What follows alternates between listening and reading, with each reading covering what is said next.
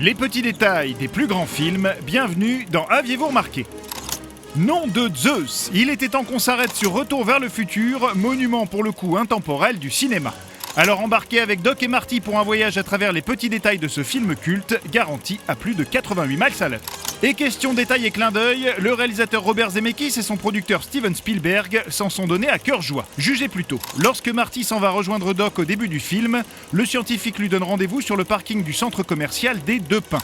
Après s'être échappé dans la DeLorean et être arrivé en 1955, Marty débarque en plein dans une ferme et écrase un pin dans sa fuite. Et quand il revient sur le parking et en 1985 à la fin du film, l'endroit a changé de nom et s'appelle maintenant le centre commercial du Pin Solitaire. Hallucinant. Si vous avez l'œil, le film regorge aussi de petits clins d'œil à l'équipe du film, comme ce membre du jury qui renvoie le groupe de Marty à l'audition, sous prétexte qu'il joue trop fort, et qui n'est autre que Huey Lewis, rocker et interprète de la chanson titre du film, Power of Love, celle justement jouée par Marty et sa bande.